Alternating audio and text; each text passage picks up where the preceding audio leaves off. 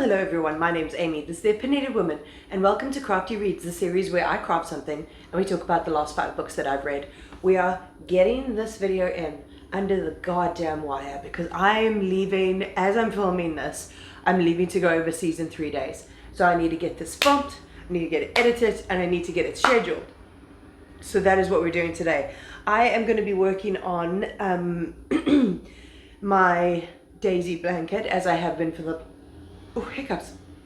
past little while. I finished my big project that I'm doing a video on, so if you want to see me tackle like a really big cool crochet project that's like really like cottagecore, then subscribe. It's gonna be a good time. My next project that I'm going to be working on is a cardigan for my mom. There are very few people who I would make a cardigan for, and my mom is one of those people. So I'm going to be making her a really chunky sweater when I get to the UK, and I'm going to make it in the 3 weeks that I'm there. It's really chunky, works up with a 15mm hook. If you don't know what a 15mm hook looks like, let me show you. Whoa, he's a big boy. So it's going to work up really fast. Anyway, let's talk about these last 5 books. Now, the first one, I'm sorry, I'm going to tease you. I'm hardly going to tell you anything about this book because there is a whole vlog coming in a few weeks. So if you want to see a vlog about a magical realism book set in the underbelly of Cape Town's gang life, and the whole premise around this like noir crime novel where people are allowed to, like, where people sell mermaid fillets on the black market. This is Mermaid Fillet by Arderne. I'm so sorry. But yeah, it's like a noir crime novel, and a lot of the story hinges on whether or not one of our main characters, the Banghat, can find the Tamagotchi. And that's all I'm going to tell you about it. It's a real good time. But yeah, you're gonna have to wait for the vlog to see the rest of that.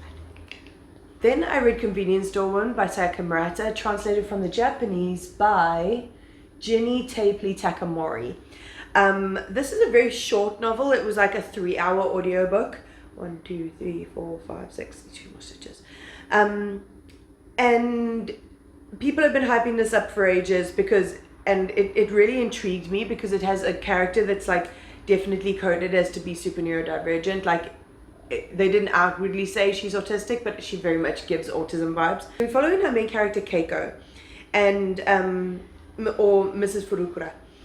Miss Furukura is how she's known at the convenience store where she works, and Keiko absolutely loves this job. Like, she loves it. She loves the routine. She loves all of her little daily tasks that would make a lot of people like really bored. Like, she absolutely thrives in that sort of regimented like routine based sort of job.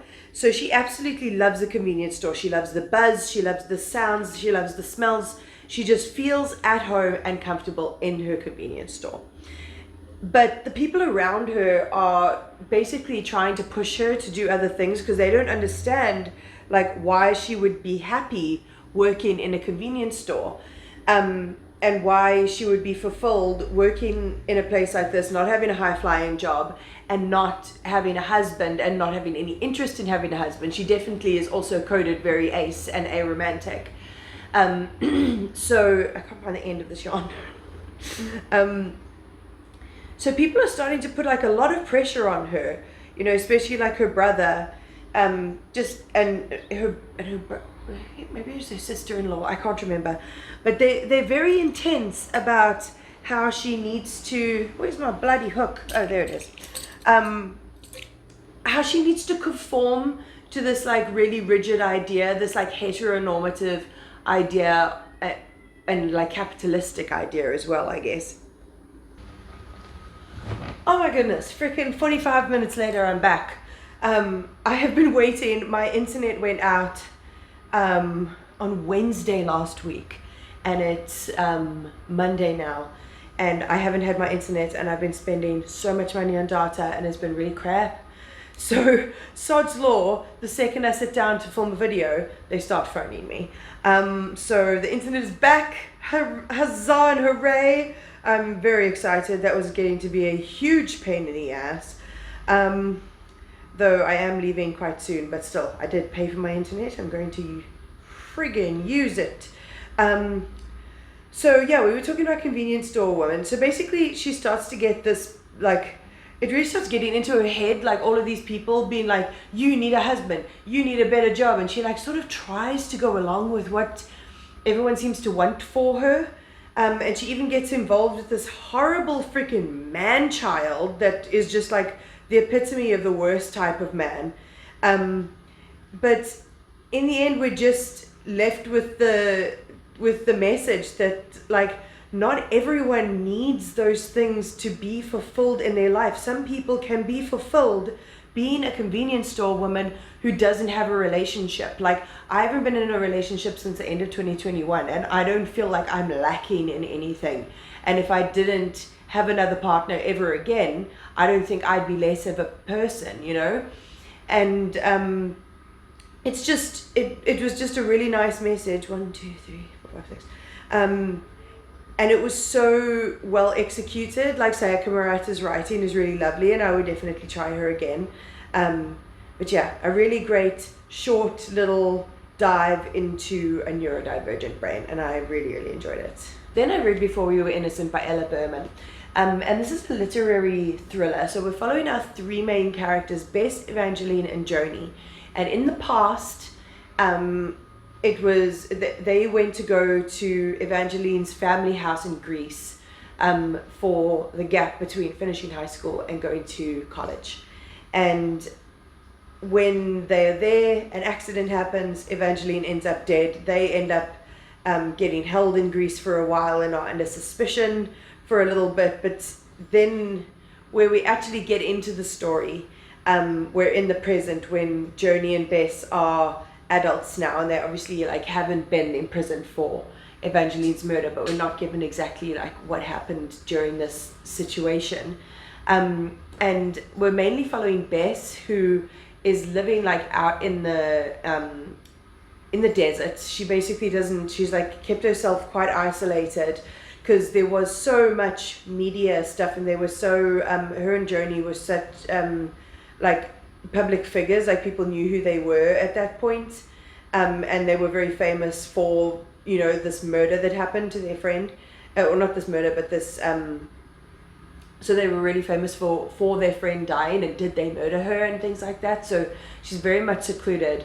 And then Joni pitches up at her house. Joni's like this really fancy like motivational speaker type lady, and she's like, okay, I need you to tell people that I got here a little bit earlier than I actually did. And we find out that Joni's girlfriend has gone missing. And it's really quite ominous. So obviously Bess has now been brought up into Joni's world and like thrown back a little bit into the limelight, more than she was before. But while we're working out the present day mystery, we're also getting the entire backstory as to what happened with Evangeline. And I really enjoyed it. I thought it was really entertaining. Nothing like super duper special, but I definitely was invested, and the characters kept me coming back. And it did keep me guessing throughout it, which I really enjoyed. So yeah, Before We Were Innocent was a pretty decent read.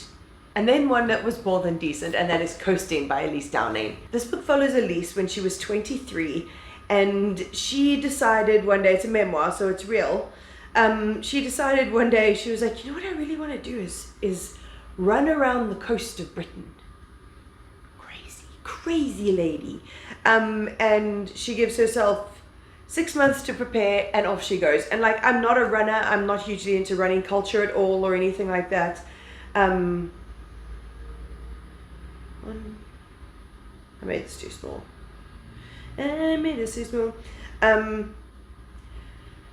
But this is not really about the running itself. It's about the journey that she goes on to do this race, because like she'd done a couple of marathons, she'd failed at doing a hyper marathon, she'd done some half marathons, and she just decided that's what she was going to do.